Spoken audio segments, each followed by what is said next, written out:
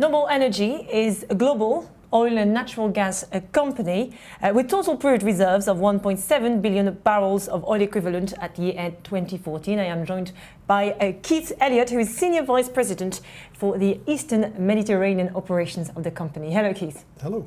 Thank you for joining us today. Now, Noble Energy has a diverse portfolio. You've got US onshore and West African projects, but let's focus on the Med, since that's where you are currently working, and you've been running operations there since 1998, and you are actually the first operator to have discovered natural gas resources offshore both Israel and Cyprus, and you've actually made world-class discoveries there, haven't you? We have.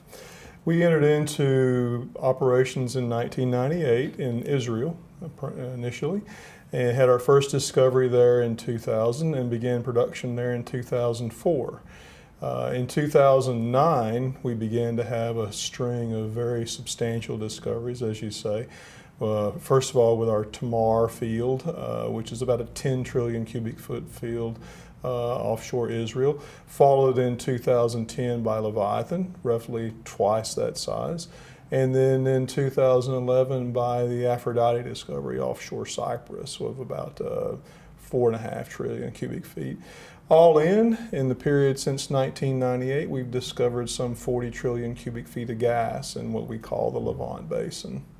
Okay, and conveniently you are operating in a region that's hungry for energy, isn't it? It is a region that is short gas. All of our production to date has been supplying the Israeli domestic market. So we supply now about, on average, about 800 million cubic feet per day of natural gas to Israel, mainly for electric power generation, also some industrial use. But the region, the greater region, reaching into Jordan, into Egypt, of course Cyprus, and then beyond, is an area, as you say, that is short gas. And so there's a tremendous opportunity from our perspective for these resources that we've discovered to bring economic prosperity not only to Israel, but to its neighbors. Yeah, because in Israel there's enough natural gas to actually export it, and in fact the government recently decided that 40% of the gas resources, natural gas resources, are exportable. So tell me about the work you are currently doing with the Israeli government and the governments of neighboring countries to export that gas. Sure.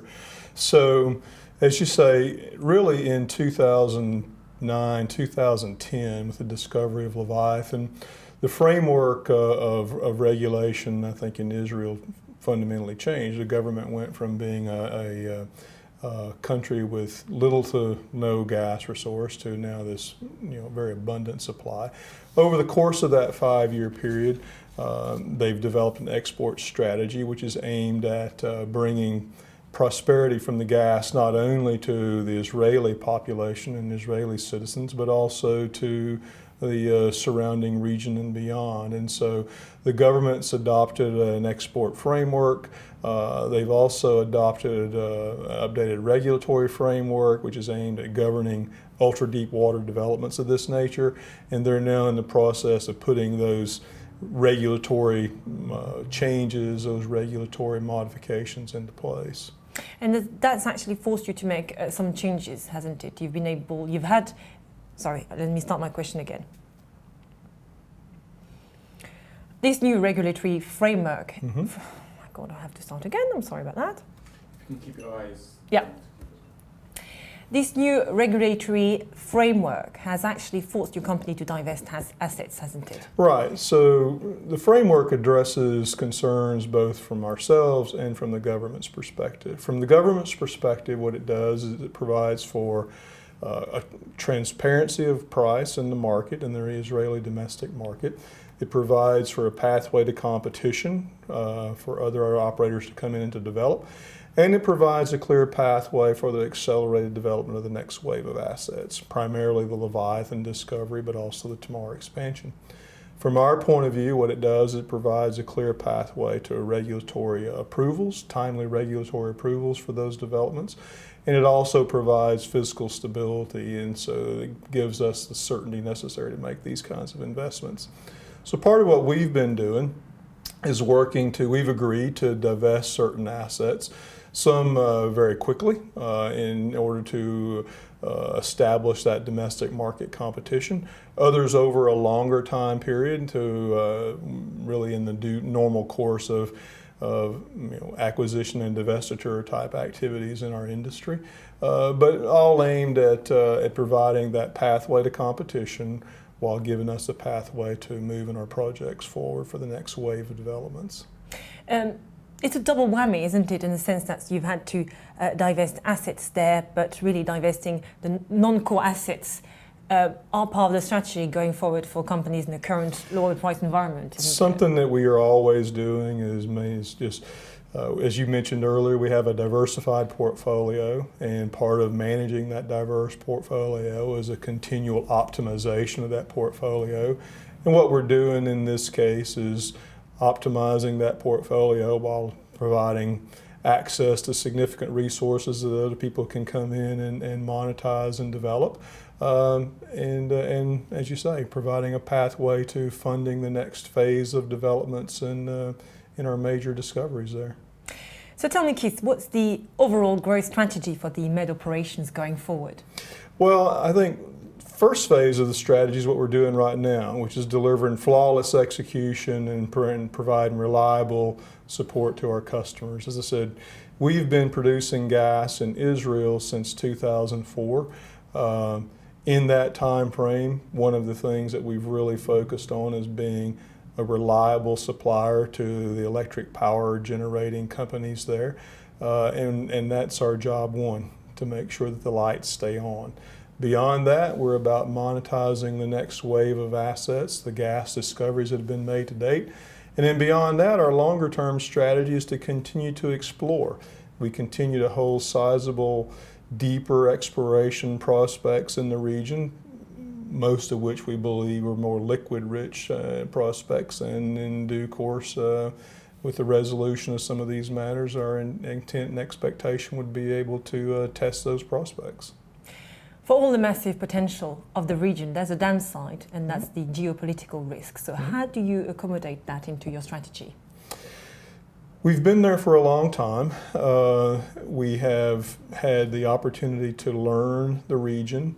We've learned the good things and the bad things.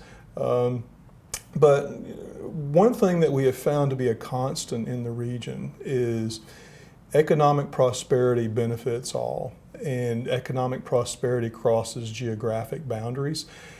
We can't address geopolitical differences between countries. That's for governments to do. What we strive to do is we strive to bring our technical know-how, our commercial capabilities, and our financial strength to bear to be able to bring economic stability through energy development.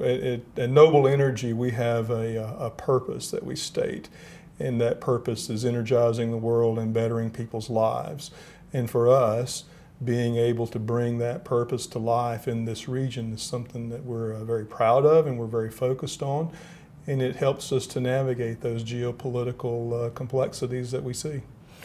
Keith, it's the first time you attend the World Oil and Gas Week, so what are your thoughts so far?